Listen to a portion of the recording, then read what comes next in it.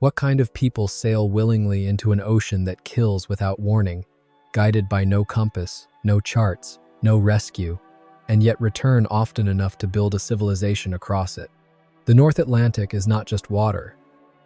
It is moving cold, shifting darkness, storms that rise without shape, waves that erase memory, and distances that forgive no mistake. And yet, 1,000 years ago, men and women in wooden ships crossed it again and again, not once by accident, but deliberately, repeatedly, with children, livestock, tools, and stories they expected to survive. The mystery is not that some Vikings reached distant shores. The mystery is how they expected to live through the crossing at all. Today, we are not telling a story of bravery. We are asking a deeper question. What science made survival possible, long before science had a name? To understand Viking seamanship, we must first stop thinking of the North Atlantic as a route and begin seeing it as a hostile system that actively resists human survival.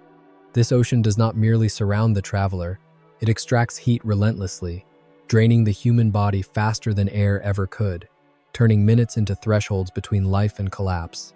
Winds do not announce themselves, shifting direction under pressure systems invisible to the eye, reshaping the sea surface without warning. Clouds can erase the sun for days, removing the most basic reference point, while fog compresses distance until horizon and vessel dissolve into the same gray uncertainty. This was an environment where instinct failed, where strength offered no advantage, and where panic accelerated death. The Vikings understood this reality without illusion. Their sagas do not portray the ocean as a challenge to be conquered, but as something alive, indifferent, and fundamentally unmoved by human intention. Survival required more than courage or endurance. It demanded a disciplined understanding of forces, repeating patterns, and hard limits, learned slowly through experience, preserved carefully through memory, and passed on with little room for error. The Viking ship was never meant to dominate the sea through force.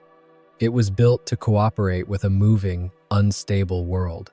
Its clinker-built planks were light, overlapping, and intentionally flexible, allowing the hull to bend under stress instead of resisting it, absorbing wave energy rather than shattering against it.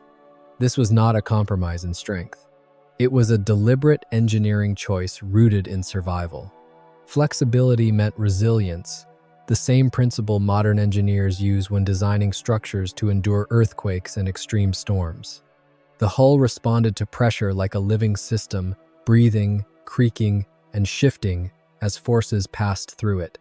Water coming aboard was not a failure, but an expected condition, managed and released through design rather than panic.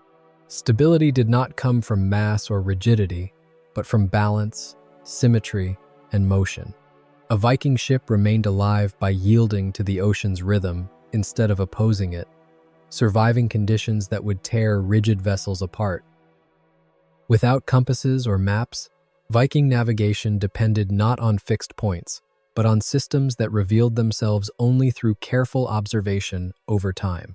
They read the sea itself, noting subtle changes in color, the texture of wave faces, and the direction of underlying swells moving beneath the surface wind. Birds were never treated as omens or symbols, but as living indicators, their flight paths and absence offering information about distance from land. Whales were not creatures of myth, but markers of depth, currents, and seasonal movement through cold waters. The sun mattered when it appeared, but so did the thickness of cloud layers, the temperature carried by shifting winds, and even the way salt crystallized as it dried on rope and wood. This was not intuition or chance. It was disciplined pattern recognition refined across generations, a shared environmental literacy carried entirely in memory, precise enough to guide ships across open ocean without a single instrument. Survival at sea was never only a question of direction. It was a question of time and of how long the human body could remain functional under cold, motion, and constant exposure. The Vikings understood this reality long before the language of metabolism existed. They planned for endurance, carrying foods dense in energy, preserved fats, dried fish, and fermented stores that resisted spoilage and released fuel slowly over days and weeks. Cold demands calories.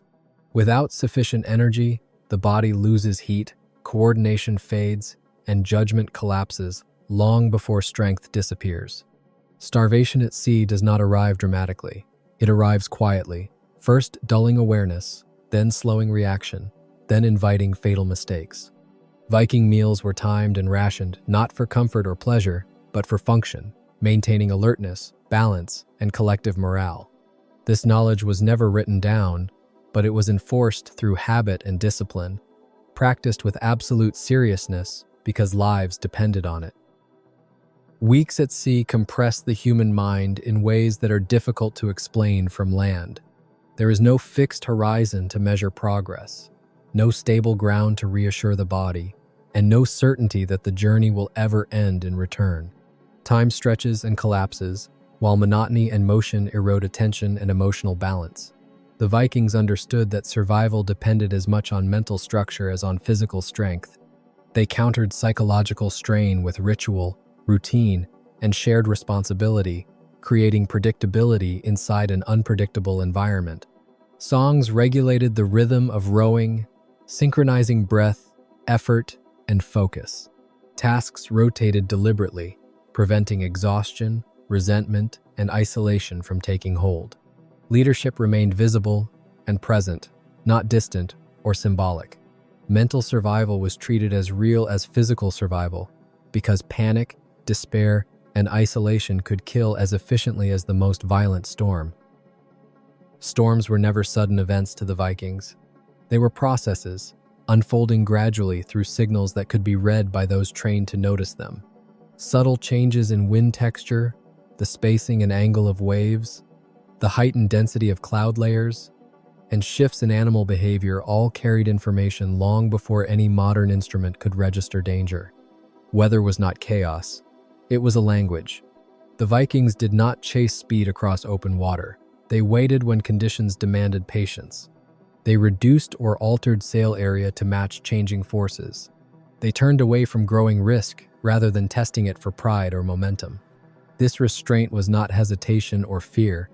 It was applied environmental science, learned through loss, reinforced by memory, and preserved through survival. By respecting the limits of weather rather than challenging them, they remained alive in a system that punished impatience without mercy. Reaching land was often more dangerous than crossing open ocean because coastlines concentrate risk rather than dispersing it. Unfamiliar shores concealed reefs just below the surface, shifting currents that pulled vessels sideways, and breaking waves that punished hesitation at the wrong moment. The Vikings understood that survival did not end with land in sight. Their ships were built for direct contact with the shore, able to slide onto beaches, rest on sand or gravel, and withdraw quickly if conditions turned hostile. This design allowed approach without commitment, entry without entrapment, and escape without delay. No harbor meant no fixed point of failure. No port meant no dependence on unfamiliar infrastructure or protection. Mobility itself became a form of security. By remaining unanchored and adaptable, Viking crews preserved the ability to observe, assess, and decide. Control was never assumed. Survival came from flexibility, from the freedom to move when the environment demanded it, and from the discipline to leave before opportunity turned into danger. The Vikings did not endure the North Atlantic because they were stronger or more aggressive than others. They survived because their knowledge was conservative in the most serious sense of the word. What worked was preserved carefully, protected from unnecessary change. What failed was not forgotten, but remembered with precision, carried forward as warning rather than erased as embarrassment. This was not innovation pursued for novelty or status. It was continuity, a slow refinement of understanding shaped by repeated exposure to risk and consequence. Practices were adjusted only when reality demanded it, and even then, with restraint. Every design choice, every navigational habit, and every survival rule reflected respect for forces that could not be negotiated with or overcome by will.